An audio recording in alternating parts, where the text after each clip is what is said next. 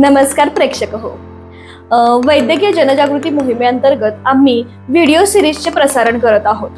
तर वैद्यकीय क्षेत्रामध्ये असणाऱ्या विकारांमधील उपचारांमध्ये बराचसा गोंधळ किंवा कन्फ्युजन किंवा मार्गदर्शन उपलब्ध नसते. तर त्याला अनुसरून आज आपण ज्या काही विकारांची माहिती घेणार आहोत त्यातला पहिला आहे त्वचा विकार आणि त्याचा समग्र उपाय.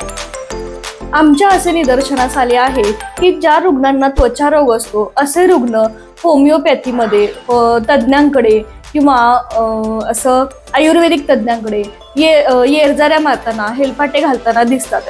तर हे असं जे काही वास्तविक असताना सुद्धा प्रत्यक्ष प्रॅक्टिस करणारे आणि संशोधन करणारे डॉक्टर साळुंके बोडके यांचे कातरखटाव येथील डॉक्टर साळुंके होमिओ ब्युटी क्लिनिकमध्ये आपण आज भेट देत आहोत. चला तर मग डॉक्टर साळुंकेंना भेटूयात. नमस्कार डॉक्टर साळुंके. नमस्कार. आपण त्वचा रोगावरती होमिओपॅथीने जे काही उपचार केलेले आहेत त्याची माहिती आम्हाला तुम्ही प्रसारित केलेल्या वेगवेगळ्या व्हिडिओज मधून किंवा वेगवेगळ्या तज्ज्ञांकडून आम्हाला मिळालेलीच आहे. तर त्वचा विकारावरती तुम्ही संशोधन का करायचं ठरवलं? मॅडम, वस्तुस्थिती अशी आहे की त्वचा रोगाचे जे विकार आहेत ते बहुतांशी हार्मोनल इम्बॅलन्स, परत बरेचसे व्हायरल इन्फेक्शन, ॲलर्जी, ऑटोइम्युन आणि हे जे विकार आहेत ते आता जे आपल्याकडे उपलब्ध उपचार पद्धती आहे ती ॲलोपॅथिक. त्यामध्ये फक्त इन्फेक्शन सोडलं तर त्याच्यावर त्वचा रोगाचं समाधानकारक उपायच नाही आहे. आणि ॲलर्जी, ऑटोइम्युन किंवा बरेचसे जे दुसरे विकार आहेत त्याला मग स्टिरॉइड सारखी औषधं त्यांना नविलाजानं द्यावी लागतात. आणि मग त्याचे दुष्परिणाम झाल्यामुळे उपायापेक्षा ते अपायाचे बळी ठरत आहेत. आणि मग ह्याची जाणीव झाल्याने आणि समाजात हे जर माहीत झालं नाही तर मग लोक त्यांच्याकडेच फेऱ्या मारत आहेत. हे एक वास्तव आहे आणि ह्याची जाणीव झाल्याने मी म्हणजे यामध्ये संशोधन करायचं ठरवलं. रिपीट गोळ्या असतात देतात निश्चितच होतं मॅडम, निश्चित. पण डॉक्टर तुम्ही लक्षात येते का, म्हणजे आपण डिरेक्टली ॲलोपॅथीच्या उपचारांवरती आक्षेप घेत आहोत. तर असं म्हणजे हे कसं काय तुम्ही करू शकता आणि असं काही त्याचं कारण नाहीये का की तुम्ही व्यवसायाच्या दृष्टीने करत आहात असं धाडस वगैरे काय असं आहे का काय? मॅडम, निश्चितच तसं नाही आहे. त्याचं सगळ्यात महत्वाचं कारण सांगतो की ॲलोपॅथी आणि होमिओपॅथी ही उपचारातली एक भावंड आहेत. आणि काही विकार ॲलोपॅथीने फार चांगले बरे होतात. होमिओपॅथीने त्याची मदत बी घ्यावी लागते काही वेळा. म्हणजे समजा क्रायोसर्जरी आहे, तुमचं लेझर उपचार आहे किंवा मग हेअर इम्प्लांट वगैरे अशा ज्या आहेत तिथं हे करावं लागतं. किंवा बऱ्याच वेळा असं बी होतं होमिओपॅथीचा उपायाने बी दाद देत नाहीत, मग त्यावेळेस नविलाजाने ॲलोपॅथीचा आधार घ्यावा लागतो. मग आम्हाला त्यामुळे आमच्या स्पर्धेचा प्रश्न येत नाही. माझा प्रमुख उद्देश हा आहे की लोकांना एकच माहिती आहे की ही प्रचलित उपचार पद्धती ॲलोपॅथी आहे आणि काही झालं त्यांच्याकडे उपाय नाही तरी त्यांच्याकडेच खेट्या मारायचे. मग त्यांना काय कारण आहे ॲलोपॅथीच्या डॉक्टरना की तुम्ही होमिओपॅथीकडे जा आणि थोडंसं त्यांच्याकडे एवढं म्हणजे काय आपण म्हणूया की मनाचा मोठेपणा कमी आहे असं मी म्हणेन. त्यांनी खरं पाठवायला पाहिजे. जागृती नसते तशी, तेवढं त्यांना नॉलेज. Yes madam. आणि कसं होतं तसं खरं म्हटलं तर स्टिरॉइड टाळून पहिला उपाय होमिओपॅथिक किंवा आयुर्वेद किंवा अजून काही अन्य जर तसा असेल तर खरं ह्याची शिफारस करायला पाहिजे. आणि मग माझा उद्देश असा आहे की हे लोकांनीच निवडलं पाहिजे. आता तसं कुणी तुम्हाला सांगणारच नाही, ज्याचा व्यवसाय आहे लोकांनी असं निवडलं पाहिजे की बाबा ठीक आहे की आपल्याला त्वचा रोगामध्ये उपायच नाही आहे व्यवस्थित असा, किंवा जे स्टेरॉइडजन्य औषधं ज्याचे घातक परिणाम आहे, अँटीबायोटिक आहेत, त्याला साईड इफेक्ट आहे, त्याच्या ऐवजी आपण ह्यांच्याकडे जाऊया आणि हे हरले तर मग त्यांच्याकडे जाऊया. मग सर असे कोणते उपाय आहेत की ज्यांना पसंती पहिली होमिओपॅथीची द्यावी लागते? आता असं काही आहेत? हो, आहेत मॅडम. म्हणजे आता त्वचा रोगाचे म्हटलं तरी जवळजवळ अगदी हजारो रोग आहेत.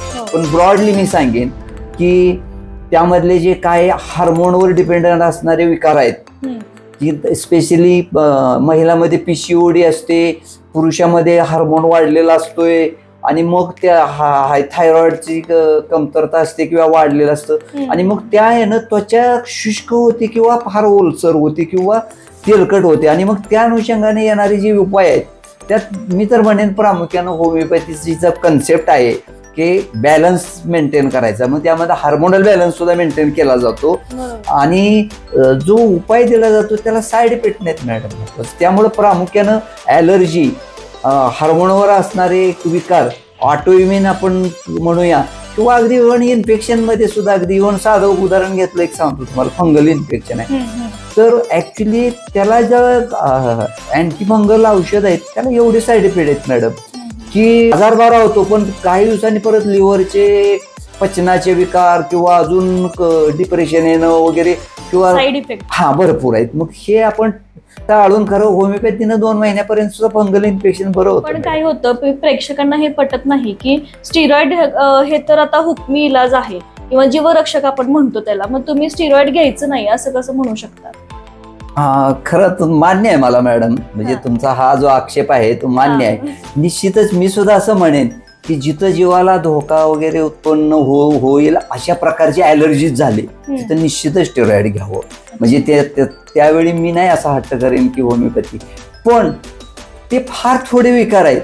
उलट स्टेरॉइड म्हणजे छोटे छोटे उपाय आहेत, त्या गोष्टीला जर तुम्ही स्टेरॉइड वापरत राहिला तर ते हात्यार बी बोचट होतं आणि त्याचे दुष्परिणाम. आणि असा हट्ट तरी का करावा की माझ्याच पॅथीने फक्त झालं पाहिजे बरं. मग ह्याच्यामध्ये इम्युनिटी सप्रेशन जे असतं औषधांचं, त्याचा शिकार म्हणून काय होतं का? म्हणजे निश्चित होतं इफेक्ट काय होतं? हो निश्चित मॅडम. उलट त्वचाच्या सर्व विकारामध्ये जिथं म्हणजे ऑटोइम्युन डिसऑर्डर आहेत की म्हणजे जास्त कोड असेल, सोरियासिस असेल, एक्झिमा असेल, मग यामध्ये त्वचा तज्ञाकडून जर स्टेरॉइडचाही उपयोग होत नाही त्यातले त्यात सोरियासिस, मग तिथं इम्युनिटी सप्रेस व्हायचं. सोरियासिस म्हणजे इम्युनिटीचा प्रतिकारच वाढतो एकदम आणि व्हेगाबॉन्ड पद्धतीने इम्युनिटी प्रतिकार करते, म्हणजे अनियंत्रित पद्धतीनं. मग अशा वेळी स्टेरॉइड वापरायचा मोह होतो त्वचा तज्ञाला.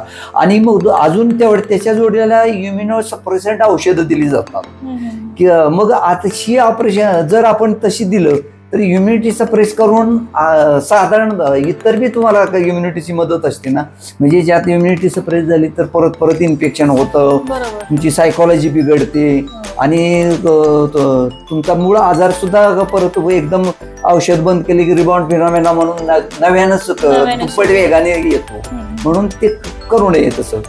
पण आपण जनरली असं ॲलोपॅथीवरती टीका करतोय असं नाही का वाटत? नाही, मी एक वास्तव सांगतोय, हा टीकेचा विषयच नाही आहे. उलट आम्हाला ते आम्ही आत्ताही म्हणलं की ॲलोपॅथी ही शीर्षस्थानी आहे आणि म्हणजे आमचे टीचर वगैरे जो हे वैद्यकीय ज्ञान आम्हाला त्यांनीच दिलेलं आहे. खरं आम्ही त्यांच्यावर टीका करायची, आपला व्यक्तीच्या किंवा एखाद्या पॅथीवरचा अजिबात आक्षेप नाही. आपला जी समाजात थोडासा लोकांच्यातच माहिती नाही त्यांना माहित करून देणं हा त्याचा प्रमुख उद्देश आहे. त्यांचा टीका करणे हा विषयच नाही आपल्याला. म्हणजे लोकांनी शक्यतो होमिओपॅथी वापरावं आणि जर गरज लागली तर ॲलोपॅथीमध्ये. अगदी निश्चित मॅडम. प्रथमतः अगदी त्वचारोग झाल्यावर होमिओपॅथी तज्ञाची भेट घ्यावी, त्यांच्या सल्ल्यानं बाबा त्यांच्या आटोक्यात असेल तर निश्चितच हे करू. आणि ह्याचा फायदा होतो मॅडम.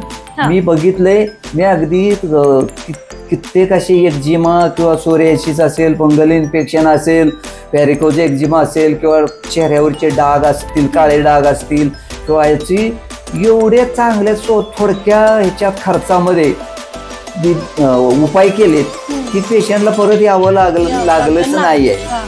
आणि इव्हन पेशंटला मी मनी बॅग गॅरंटी घालाव्या लागल्या नाही. Yes yes madam yes. याचे दुष्परिणाम काय आहेत? आपल्याकडे काय पुरावे वगैरे आहेत का? आता ह्याचे दुष्परिणाम तर मी आता आपण बोललो की ॲलोपॅथी वापरल्यावर लिव्हरवर परिणाम होतो, हाडं ठिसूळ होतात, स्टिरॉइडमुळं इन्फेक्शन सारखं होतं, किडनीवर परिणाम होतो आणि मूळ आजार तसाच राहतो ना. असं तुम्ही ते स्टिरॉइडनं दाबून ठेवता, मूळ कुठं घालवले. समजा असं गृहीत धरू की एखाद्या कुंकूची ॲलर्जी आहे, कुंकूची ॲलर्जी आहे, तुम्ही त्याला अगदी स्टिरॉइडचा मलम लावायला दिलं आणि त्याच्यावर कुंकू लावा म्हटला, निश्चित ते थांबणार आहे. पण परत किती दिवस तुम्ही स्टिरॉइड वापरा. याच्यासाठी रुग्णांनी काय काळजी घ्यायची? रुग्णांनी पहिल्यांदा होमिओपॅथी तज्ञांच्याकडेच गेलं पाहिजे आणि स्टिरॉइड रहितचा जो उपाय आहे तो स्वीकारला पाहिजे. सर्वसाधारण कोणती त्वचा रोगाचं प्रमाण जास्त आहे? कोणत्या त्वचा रोग असा आहे की त्याचं म्हणजे इफेक्ट जास्त दिसतो आपल्याला समाजामध्ये? आता साधारण फंगल इन्फेक्शन किंवा म्हणजे इन्फेक्शन होणार, पण त्याला जास्त फंगल इन्फेक्शन, इस्टमुळे होणारी इन्फेक्शन. म्हणजे आपण ॲलर्जी वगैरे म्हणू शकतो? नाही, ॲलर्जी ही दुसरी. ॲलर्जी म्हणजे एखाद्या पदार्थाची ॲलर्जीच होती, म्हणजे खाण्याचे पदार्थ असतील किंवा कॉन्टॅक्ट डर्मेटायटिस म्हणून असतो, म्हणजे हे ॲलर्जी असते. आणि एक्झिमा सारखा विकार आहे तो इम्युनिटी कमी, म्हणजे इम्युनिटीच कधी कधी स्वतः मगाशी म्हटलं तर व्हेगाबँड पद्धतीनं स्वतःच्याच पेशींना किंवा द्रव्यांना ॲलर्जी रिएक्शन देते. आणि ह्याला ॲलोपॅथी ऍब्सोल्यूट औषध नाही, मी अगदी धाडसानं सांगितलं. आणि मी माझा उपाय करून मी मनी बॅक गॅरंटी देऊ शकतो, एवढं माझा खात्रीचा उपाय आहे. आणि फंगल इन्फेक्शनचं काय? फंगल इन्फेक्शनला सुद्धा मॅडम सल्फर नावाचं आमच्याकडे औषध आहे, क्रायसॉर्बिनिक ऍसिड म्हणून औषध आहे. ते जर दिलं, टॉनिक आहे का गोळ्या? नाही, ह्या पातळ औषध स्वरूपात किंवा असं हे असतं, आणि किंवा मलमच्या स्वरूपात असतं. आणि ते जर वापरलं आणि हायजीन केलं, सगळ्यात महत्वाचं हायजीन, म्हणजे हे संसर्गजन्य आहे फंगल इन्फेक्शन. म्हणजे कुटुंबात एकाला झालं तर दुसऱ्याला होतं. अगदी येऊन त्यामध्ये बऱ्याच वेळा पुरुषांना झालेलं असतं, आईला झालेलं ते वडिलांना येतं, वडिलांना झालेलं मुलांना येतं. कपडे एक साबण वापरला तर सगळ्याला होतं. मग ते हायजीन सुद्धा तुम्ही करेक्ट करायला पाहिजे ना.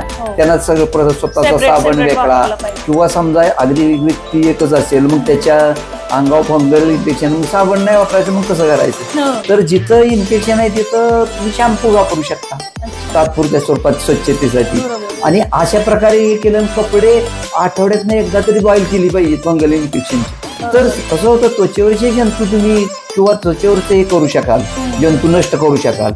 कपड्यांच्या वरचे कसे करणार? मग ते कपडे तुम्हाला ट्रान्सफर करणार. मला असं विचारायचंय डॉक्टर साहेब की आपण कोड आता बऱ्याच जणांच्या चेहऱ्यावरती, हातावरती वगैरे आपण पाहतो, तर ते कोड बरेच होत नाहीत का? त्याच्याबद्दल काय सांगाल तुम्ही?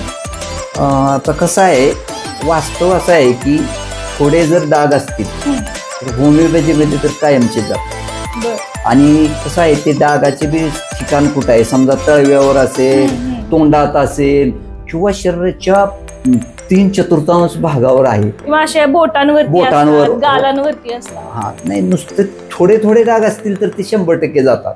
पण एक्सटेन्सिव्ह प्रकार ज्याला म्हणू की आपण विस्तृत भागावर जर असले तर ते जात नाही. मग त्याला मी सांगतो काय असू देत, निसर्गावर आपण हवाला सोडून काय जे व्हायचंय ते, त्याला काय उपाय नाही करू शकत? म्हणजे करू शकतो, पण त्याचा वेस्ट ऑफ टाइम आहे मॅडम. आम्ही असं, म्हणजे माझं मत आहे की वेळ लागतो. हा, आता कोड हा म्हणाल तर कोड हा ऍज ऑटोइम्युन डिसऑर्डरच आहे ती, आणि अनुवंशिकता असते त्यामध्ये. आणि कसं कॉस्मेटिकली ते एक विद्रूपणाचं आहे.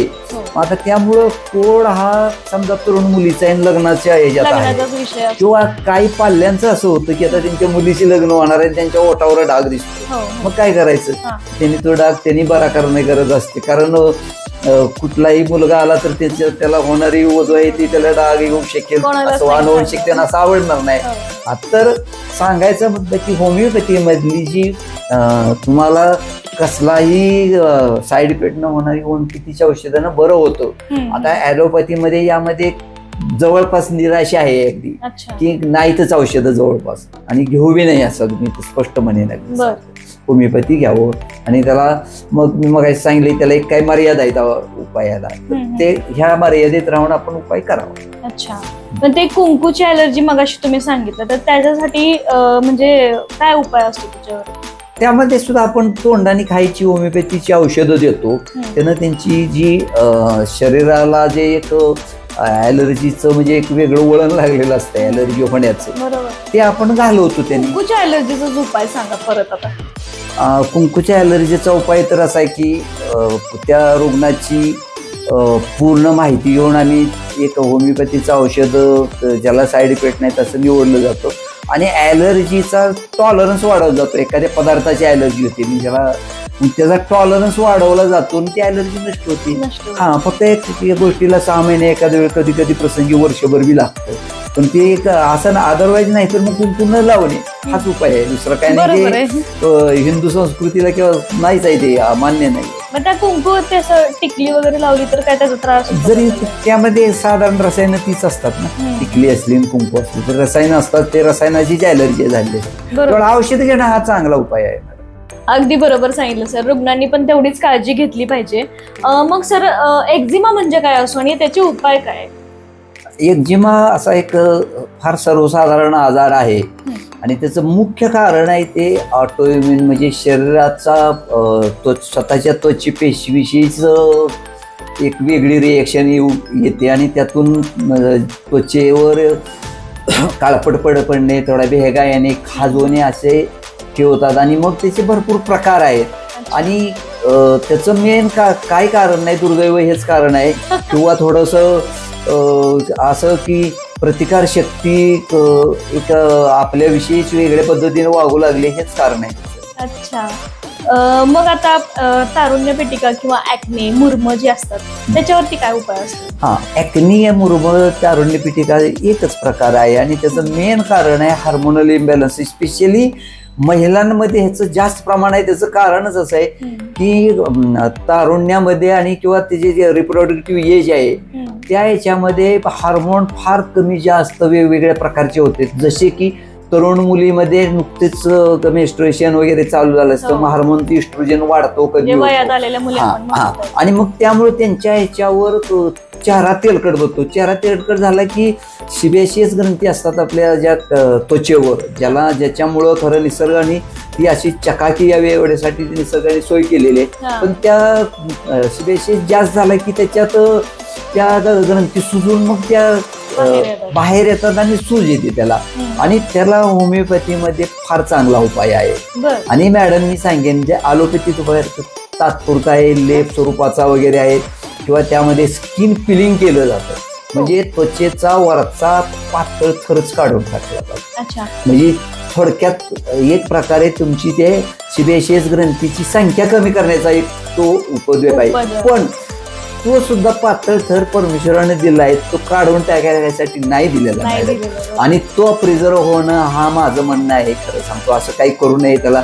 इव्हन तुम्ही लेझर उपाय केले किंवा अजून क्रायो सर्जरी किंवा अजून काही जे अन्य उपाय आहेत ॲलोपॅथीमध्ये ते करण्यापूर्वी तुम्हाला जर अशी नाजूक त्वचा जर त्याचं संवर्धन करायचं असेल तर तुम्ही होमिओपॅथी घ्या. होमिओपॅथी काय करते, होमिओपॅथीची औषधांनी तुमचा नैसर्गिक बॅलन्स जे आहे ना, ह्युमन बॅलन्स, तो मेंटेन केला जातो आणि त्या औषधांना साईड इफेक्ट नाहीत आणि मग त्याच्यात थोडक्यात चेहऱ्यावर थोडी वाफ घेऊन त्याचा तेलकटपणा कमी करणे, योगा प्राणायाम सुद्धा करणे आणि होमिओपॅथीची औषधं घेतली तर अगदी चांगलं बरं होतं हे मी खात्रीने सांगतो. अच्छा, मग आपण हे जे काही तुम्ही आता उपाय सांगितले आम्हाला, तर त्याच्यात त्या मुरमांच्यामुळं काळे डाग पडतात, म्हणजे काळे डाग जाण्यासाठी काय उपाय आहेत? वेगळा नाहीच उपाय लागत. होमिओपॅथीत काळे डाग असायच सगळं जातं. होय का? निश्चितच. इव्हन आम्ही बऱ्याचदा बघतो की डाग निश्चित आणि बऱ्याच वेळा मॅडम सांगा डाग कसे राहतात, कुठल्याही त्वचेवर जखम झाली की त्याच्यानंतर तिथे एक हायपर रिएक्शन येते रंगाला आणि ते मग काळं पडतं. अगदी जखम झाली तर त्या ठिकाणी काळा डाग पडतो. जर तुम्ही मोड्या फोडल्या नाही, त्याला दिवचलं नाही तर काळे डागच पडत नाही. आणि ॲलोपॅथीची किंवा समजा आपण काही वेळा काउंटरवर मिळणारी औषधं वापरून ते चेहऱ्याचा रंगच काळा करून टाकलेले बरेचसे मी रुग्ण पाहिलेत आणि ते सुद्धा मी बरे केलेत. कारण थोड्या जनरली मुली महिला असं जातोच आपल्याला आहे आणि इव्हन मग पुरुषामध्ये आहेत, तारुण्यात असतात, त्यामध्ये टेस्टोस्टेरॉन हार्मोन आहे, तो वाढतो आणि होतो, म्हणजे ते मुरम येतात, पुरुषामध्ये सुद्धा असतात. शरीरावर येणारे जे काही चामखीळ असतात किंवा त्याच्यावरती काय उपाय आहेत का? हा चांगला उपाय आणि प्रश्न सुद्धा फार चांगला विचारला. लेझर ट्रीटमेंट सोडून निश्चितच मॅडम त्या विषयाकडेच मी पण येणार आहे. मी आणि तुमचा प्रश्न फार चांगला आहे अशासाठी की होमिओपॅथीमध्ये चामखीळसाठी असं औषध आहे की ते कायमस्वरूपी बरं होतं. आता आपण असं एक तुलना म्हणून करूया. ॲलोपॅथीत काय केलं जातं, त्या ठिकाणी थोडीशी भुलीचं इंजेक्शन दिलं जातं आणि क्वाटरी असते त्याने ते जाळून काढतात. इव्हन पूर्वी मला आठवतं, पूर्वी खेडेगावात उदबत्तीने डायरेक्ट असा सुद्धा ओढून काढायची, हा एक दोरा बांधायचा वगैरे असं सुद्धा करायचं. पण मी सांगतो तुम्हाला होमिओपॅथीनं, आणि आता अशा वेळी असा प्रश्न बी तयार होतो. समजा आता माझ्याकडे एक रुग्ण आला होता, ॲलोपॅथीच्या डॉक्टरकडे 2 वर्ष औषध घेतली, बरेचसे चामखीळ काढले, पण त्याला परत हजारो चामखीळ उठली त्वचेवर. आता काय त्याची त्वचा तासून काढायची म्हणजे हजारो, थोडा शब्द विचित्र वाटतो. पण मी त्या रुग्णाला होमिओपॅथी औषध देऊन सगळे चामखीळ पडून गळून गेले मॅडम. आणि काही हो 100%. आणि आमच्याकडं तुझ्या नावाचं पोडोफायलिन नावाचं एक होमिओपॅथीतलं औषध आहे ते लावायला दिलं तर 4थ्या 5व्या दिवशी चामखीळ गळून पडतो. अगदी मागच्या एका सिरीज मध्ये मी सांगितलं होतं बघा, डोळ्याच्या कडेला एक असं एक ग्रॅन्युल म्हणतात, हा ग्रॅन्युलोमा, तो सुद्धा मी त्यांनी घालवलं. म्हणजे ह्यामध्ये एक होमिओपॅथी विषयी गैरसमज आहे, पण मी खात्रीचा तुम्हाला हे सांगतो की होमिओपॅथी खात्रीने बरी करते चामखीळ. त्यामुळं अजिबात प्रथमच यावं मी तर म्हणेन, चामखीळला जाऊच नाही तो असा प्रसंगच येत नाहीत की चामखीळसाठी म्हणजे तिकडे जायचं. मी आपल्या युट्यूब बघणाऱ्या सगळ्या लेडीजना अशी नम्रतेची विनंती करेन की त्यांनी लेझर ट्रीटमेंट वगैरे घेण्यापेक्षा आणि आपलं उगाच डेअरिंग करण्यापेक्षा काहीतरी आपल्या होमिओपॅथीमध्ये वळाला तर खूप छान पद्धतीनं डॉक्टर आपल्याला उपाय सांगतात, तर त्यांचं निश्चित त्यांनी फॉलो करायचंय त्यांना.